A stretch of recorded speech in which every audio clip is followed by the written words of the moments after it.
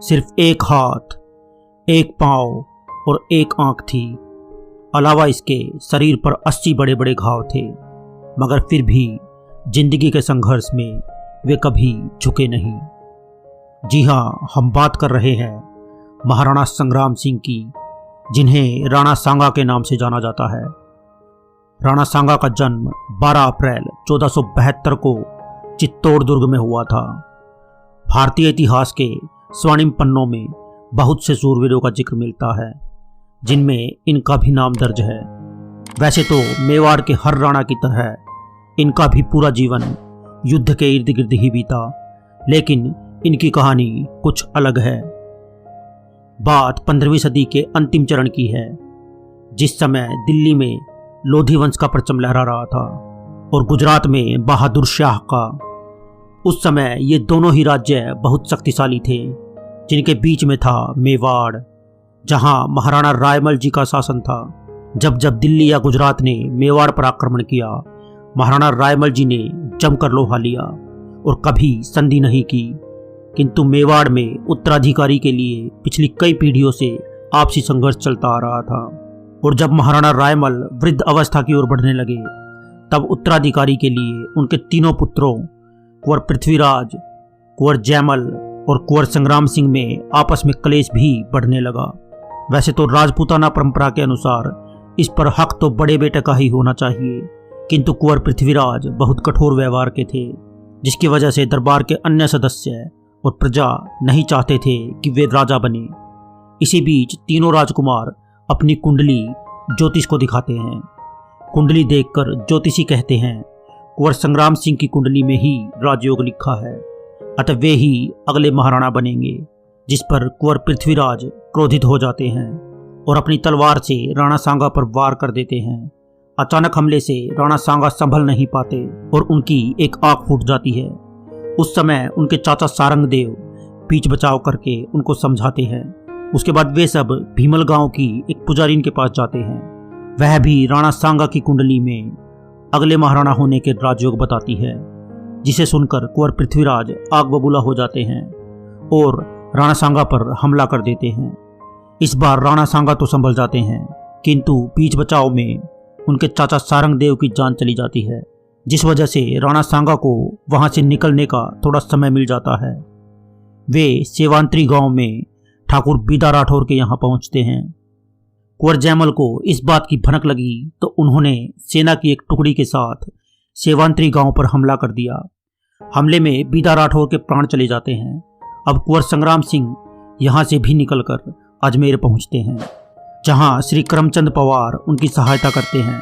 एक तरफ राणा सांगा अजमेर में तपकर लोहा बन रहे थे, तो दूसरी तरफ मेवाड़ में उनके प्रतिद्वंदी एक एक कर रास्ते से हट रहे थे। कुंवर जयमल को टोडा रियासत के शासक राव सुरतन द्वारा मार दिया गया था।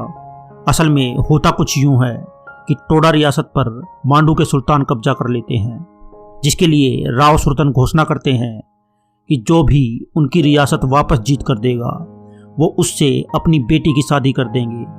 उनकी बेटी बेहद खूबसूरत ताराबाई थी। जयमल उन पे मोहित था। उन्होंने राव सुरतन को कहा कि वो उनकी शादी ताराबाई से करवा दे। राव ने जयमल को शर्त याद दिलाई, मगर जयमल ने शर्त सुनकर उनका और उनकी पुत्री का अपमान कर दिया। इस बात पर क्रोध में आकर राव सुरतन ने जयमल की हत्या कर दी।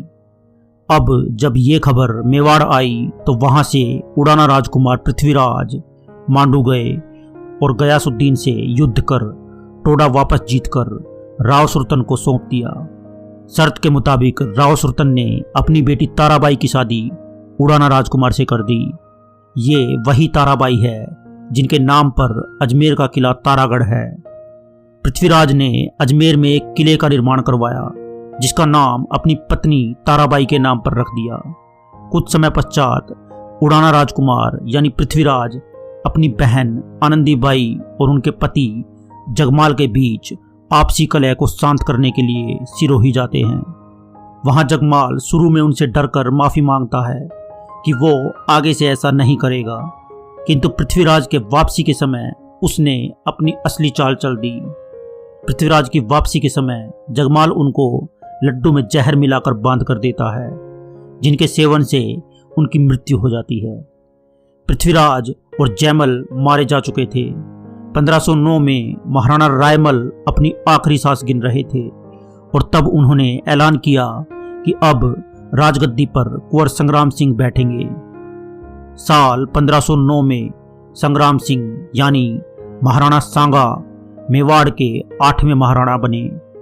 महाराणा सांगा ने बाद में बूंदी रियासत से अच्छे संबंध बनाने के लिए वहां की राजकुमारी कर्णावती से विवाह किया। महाराणा बनते ही राणा सांगा ने मेवाड़ का सीमा विस्तार शुरू कर दिया। मेवाड़ के अन्य शासकों की तरह उनका भी एक नियम था, स्वाधीनता, वो भी किसी भी कीमत पर। वे मुस्लिम आक्रांताओं से कोई संबंध नहीं रखना चाहते थे। उस दौर के राणा सांगा एक ऐसे शासक थे जिन्होंने पूरे हिंदुस्तान में हिंदू साम्राज्यवाद का सपना देखा था, जिस पर वे बड़ी तीव्र गति से आगे बढ़ रहे थे, किंतु दुर्भाग्यवश उनका यह सपना अधूरा रह गया। तो दोस्तों, राणा सांगा के द्वारा लड़े गए युद्धों और उनके शासनकाल के विषय में जानने के लिए राणा सांगा भाग 2 अवश्य देखें। मिलते हैं अगली वीडियो में। जय हिंद, जय भारत।